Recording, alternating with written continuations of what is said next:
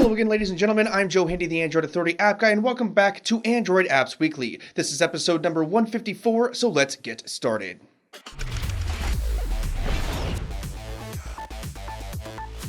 First up, let's take a look at the headlines from the last week. Verizon's urge to pester their customers seems to be reaching new heights this week because a new report talked about Verizon's new brandware program. The idea is that the app and game developers can pay Verizon an exorbitant amount of money and their apps will be downloaded by Android phones on Verizon's network when that phone gets booted for the first time. It's no small wonder that people are buying unlocked phones in greater numbers. It was announced this week that a hallmark feature of Google Plus was leaving. Hangouts on Air is officially being moved over to YouTube, where it will become part of the YouTube Live experience. This is yet another big feature ripped out of the social network and one that people weren't really using anymore. That's probably because the lack of reverse chronological order made it impossible to plan a Hangouts on Air. This also comes on the heels of Google removing the requirement to have a Google Plus account to post user reviews on Google Play. Snapchat purchased a company called Verb for $110 million this last week. The deal is for 75% in stocks and 25% in cash. Verb is a search application that tries to show you local stuff based on your location, reviews, and whatever else they can pull from sites like Yelp.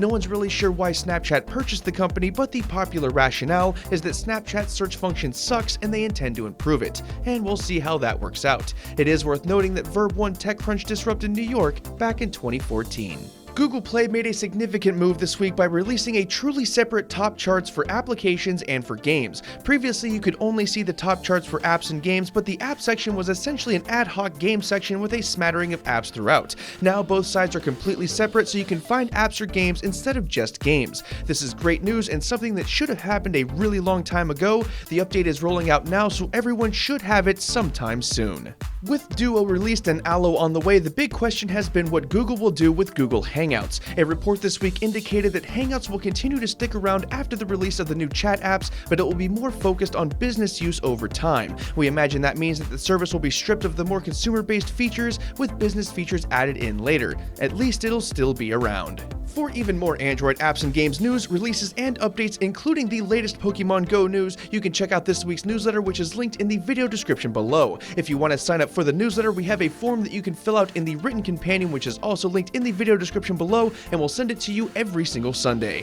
For even faster updates, check out the Android Authority app. And now it's time for the new releases that made a big splash this week. If you want to check out any of these apps or games for yourself, you can find those links in the video description below. It's a Space Thing is a completely free game that was released earlier this week. It's an arcade shooter where you play on the ground and match wits with an opponent in the air. The controls and the mechanics are simple enough to understand, but you'll need to have some decent reflexes in order to win each round. It comes with a few boss battles, power-ups, and even a local multiplayer mode where you and a friend can play on the same device. It's all entirely free, so don't expect the very best, but it's still not bad. Mars is a platformer where you must explore the planet of Mars. You do this by leaping from platform to platform and using your thrusters to make sure you make a clean landing. If you don't, you'll end up having a rapid, unscheduled disassembly. It takes a minute, but the controls are easy to grasp and it shouldn't take you long before you're floating around effortlessly. You'll also have opportunities to take selfies and unlock other characters. It also comes with Google Play Games achievements. Microsoft released a new application called Microsoft Flow this week. The idea of this application is to directly compete with apps like IFTTT. For those that don't know, IFTTT and Flow are applications that allow you to create actions that are performed automatically. For instance, you can have the service save an image to Dropbox after you post it on Instagram all by itself.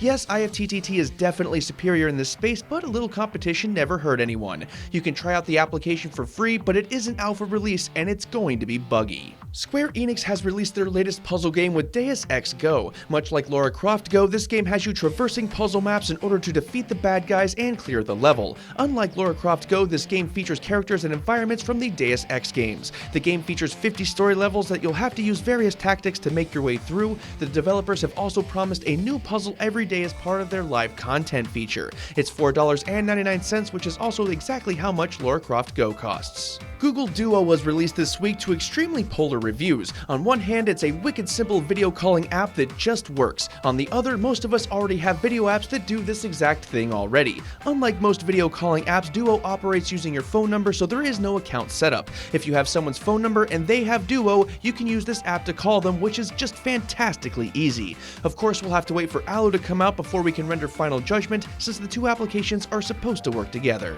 And that about does it for this one, folks. If you want to keep watching, we have our review of the Galaxy Note 7 linked up there on the screen and in the video description below. Don't forget to sign up for that newsletter and keep it tuned to Android Authority, because we are your source for all things Android. Thanks again for watching, everybody, and have a wonderful day.